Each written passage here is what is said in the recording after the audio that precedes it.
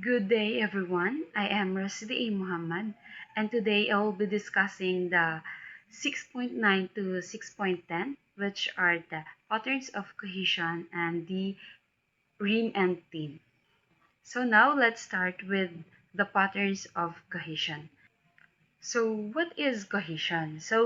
Cohesion, it is refers to the set of grammatical, lexical, vocabulary, and the semantic links that connect the different parts of a text together. So making it a unified, logical, and meaningful whole rather than just a collection of separate and unrelated sentences. So cohesion, it is the glue that holds the text together, which ensuring the reader can follow the flow of the ideas and understand who or what is being referred to and um, see how each sentence relate to the one before and after it. So this section uses a passage from the Winnie the Pooh, which to demonstrate how cohesion works in practice, with primary focus and reference, one of the most important cohesive devices. And now, what is reference? So reference is a cohesive device where a word or phrase points to or refers to another person, thing, idea, or concept, either mentioned earlier, mentioned later, or known from outside the text. So the main purpose of the reference um, is to avoid unnecessary repetition and to create clear links between ideas. So here in reference, we have are the two main types of reference. So the first one is anaphoric reference. So when we say anaphoric reference, it is a type of reference which points backward in the text. So it is refers to something that has already been mentioned, named, or explained earlier in the same passage of or the text. So it is also the most common type of reference, and it ensures that once something is introduced, we can refer back to it using shorter words like pronouns or synonyms without repeating the full name or the phrase every time. So in short, it can replace the noun to avoid repetition. So for example, here is Edward Beer coming downstairs now. So he is as far as he knows. Um, so the full name Edward Beer is introduced. This is the referent, the thing being talked about. So later, the words he and he appear. These pronouns do not stand alone because they point backward directly to Edward Beer, which was already mentioned at the start of the sentence. So this creates a clear link. The reader immediately understands that he or him, Edward Beer, no extra explanation is needed. So the purpose of this is to keep the text smooth, avoids repetition, and maintains a continuous thread of meaning to the reader, never loses track of who or what is being discussed. So the second one is exporic reference. So this exporic reference is type of reference points outside the text entirely. So it is refers to something that is not written, mentioned, or explained anywhere inside the text, but which the reader and writer already understand and share knowledge about from the real life, the situation, the common experience, or shared context. So unlike anaphoric reference, it does not link to anything earlier or later in the passage. So it links to things known outside the text. So for example, from the text coming downstairs on the back of his head. So the words or the phrases like downstairs and his head are not defined or explained anywhere in this passage. So, by this, you already understand exactly what this means because you already know from the real life what downstairs is, what ahead is, what the back of the head means, right? So, here the writer assumes you share this basic knowledge so they do not need to explain it. This is exoporic reference action. So, and also the purpose of it is to make the text natural and efficient because it uses shared common knowledge instead of explaining like every single small detail. So it relies on the reader's understanding of the real world. And also we have other references types in the sections. We have the comparative reference. So this reference uses comparison or similarity to link two ideas or things together. And also, it shows how one thing is like or different from one another already mentioned. So, for example, coming downstairs versus this other way of coming downstairs. So, the second phrases compares back to the first, no, we're in linking the idea of coming downstairs and describing a different version method of it. So in short, it is refers to two things which being compared from the word comparative reference, right? So now let's proceed to the next one, which is the theme and rheme. So the theme and rheme are the two fundamental concepts that used to analyze information structure in every clause, sentence, or message. So they explain how information is organized and presented to the reader, and also how this organization affects understanding and flow. So every complete clause or sentence is divided exactly into these two parts, and this divisions applies to all types of text, stories, essays, speeches, conversations, and etc.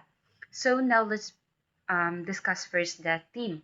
So when we say theme, it is the starting point of the message, the topic, or the point of departure of the clause. So it is what the entire sentence is about.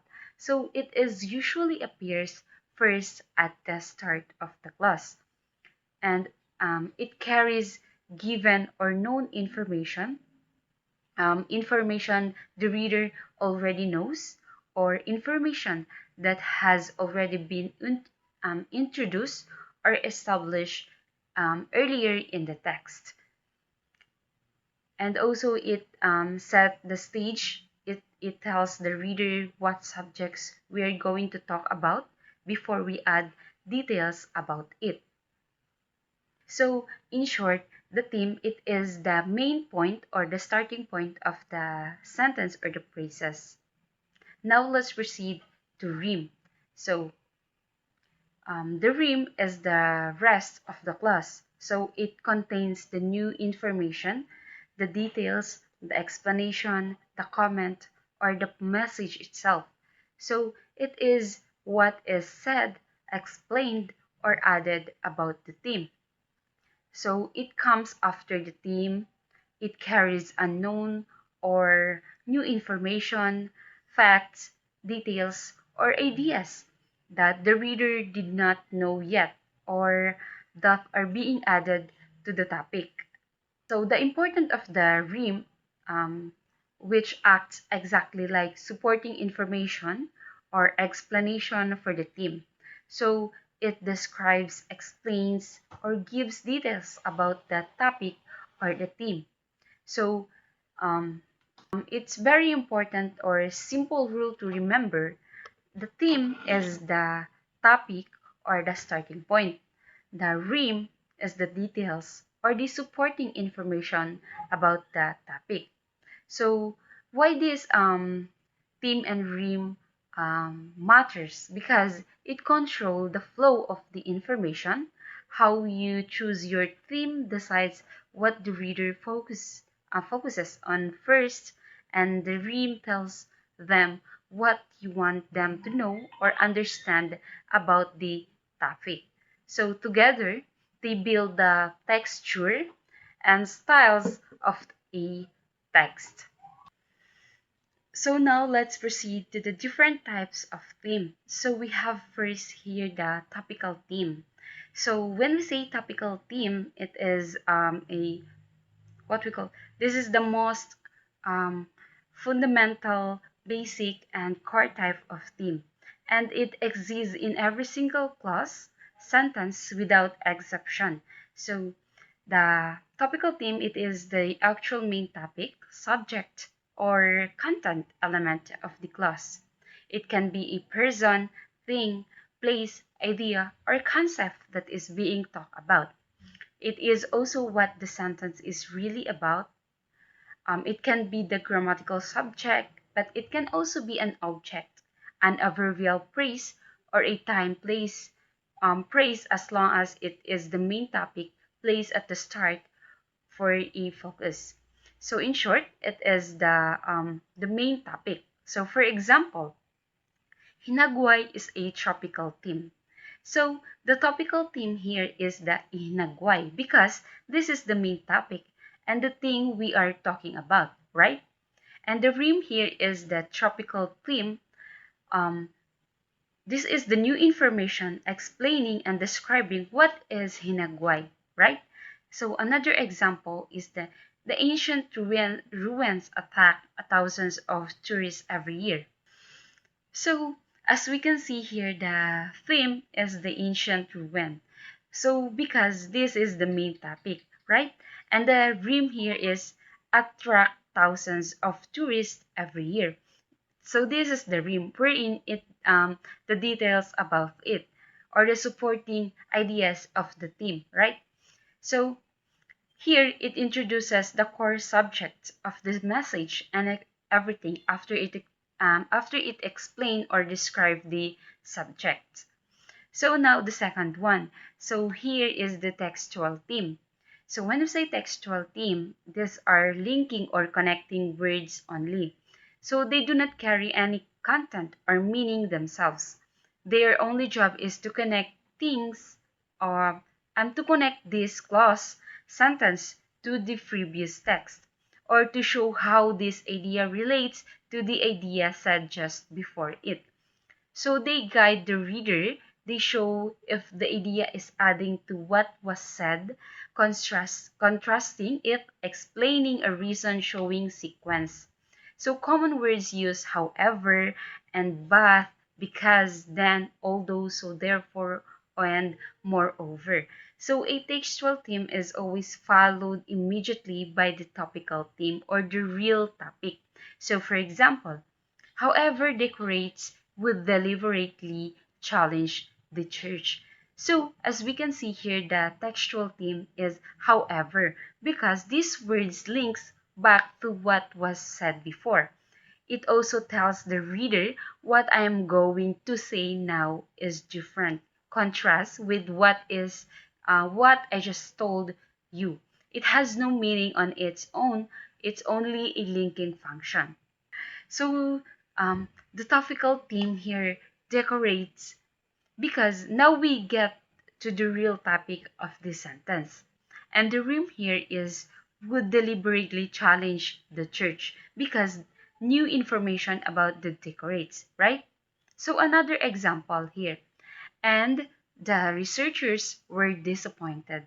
So as we can observe here, the textual theme, the end, because it adds more related information, right? And the researchers is the real topic. And the rheme here is we're disappointed because this is the one who support the idea of the topic, right? And the purpose of this is to create a smooth flow and coherence. And also, it shows logical relationships between ideas to contrast, addition, reason, sequence, and etc. So the reader rather understand exactly how each sentence connect to the last one. So the third one is the interpersonal theme. So when we say interpersonal theme, it is what we call, these are the words or the phrases that appear before the topical theme, and their job is to express the speaker's or writer's attitude, opinion, judgment, feeling, belief, certainty, certainty or uncertainty, or relationships with the reader and the listeners. So, the and also it is tells the reader how the writers feels about what they are saying, or how sure unsure they are, or how they relate to the audience. So it is the common words or phrases. It seems unlikely that, perhaps, frankly, surely, honestly, France, certainly, are, unfortunately, and surprisingly. So so for example, it seems unlikely that decorates could deliberately challenge the church. So, um, as we can see here from the example, the interpersonal theme here, it seems unlikely that, because as we can see, this expresses the writer's judgment and uncertainty, wherein it tells you, I'm saying this, but I think it's not very probable. I doubt it. It's not the topic. It is the writer's attitude toward the topic, right? So the the topical theme is decorates, because the decorates is the real topic, right? And the rheme here is would deliberately challenge the church information about the topic. Wherein this would deliberately challenge the church is the information about the topic, right? And another example here is, frankly, I'm quite tired of this discussion. So the interpersonal theme here is frankly, wherein he expresses honestly direct opinion, right? And the topical theme here is I.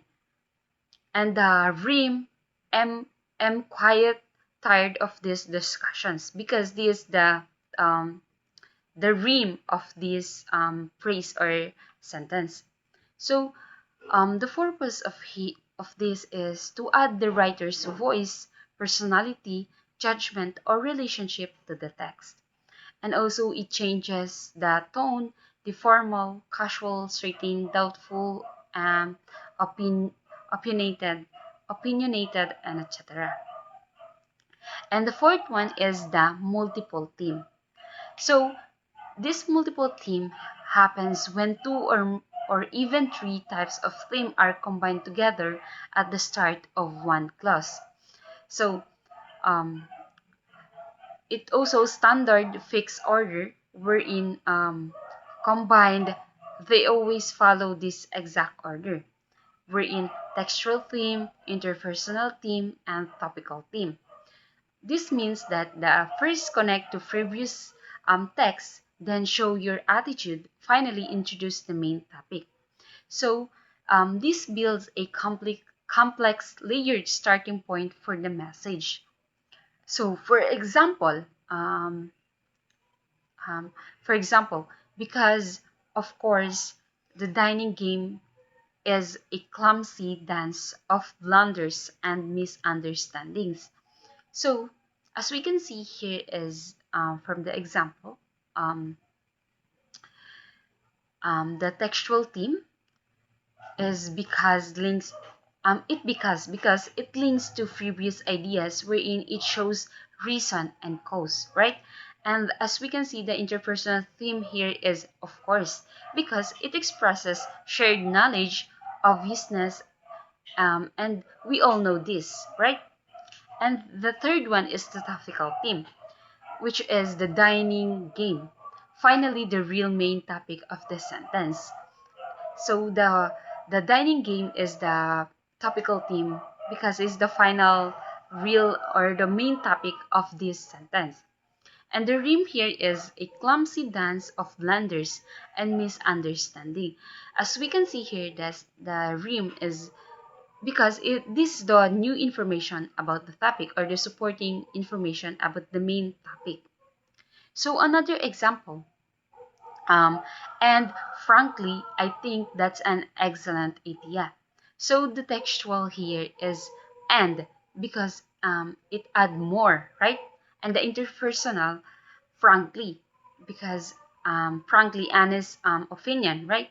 And topical, I, because is this the main topic? And the Rim thinks that's an excellent idea, right?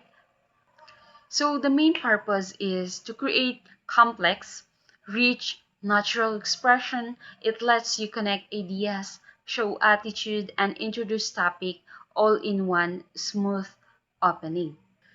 So, so to summarize it, the theme is the starting point or the topic. It is what the message is about. Can be topical, textual, interpersonal, or combination or multiple. And topical theme is always present. Every sentence has a main topic. And when we say textual link ideas, it is refers to interpersonal, adds attitude or voice. And rheme is the new information or the supporting details of the theme. So always comes after the theme. Always provide new facts, explanation, or description about the theme. So the rheme is exactly the supporting part, explanation, or detail for the theme. Just like a supporting sentence, explain the main idea. So overall purpose of the theme and rheme, um, information structure wherein they decide how information is arranged, organized, and presented to the reader. So this controls what the reader sees first and what they learn next. So texture and style. Different texts use different patterns. Academic writing uses more textual themes and formal patterns. Stories use clear topical theme and simple flow. Speeches use more interpersonal themes to connect with the audience. So, and the coherence and flow, it is refers the way themes and rhymes change or repeat across sentences, which creates flows. For example, constant theme, same topic repeated across sentence, which focus on one subject. Linear theme, it is a rhyme of one sentence becomes theme of the next chain like logical flow. And understanding, it helps you analyze why a text is easy or hard to read and exactly how the writer guides your focus and understanding. So in short, theme and rhyme explain exactly how every message is built, how ideas are linked, and how information flows in any text. So that's the end of my discussion.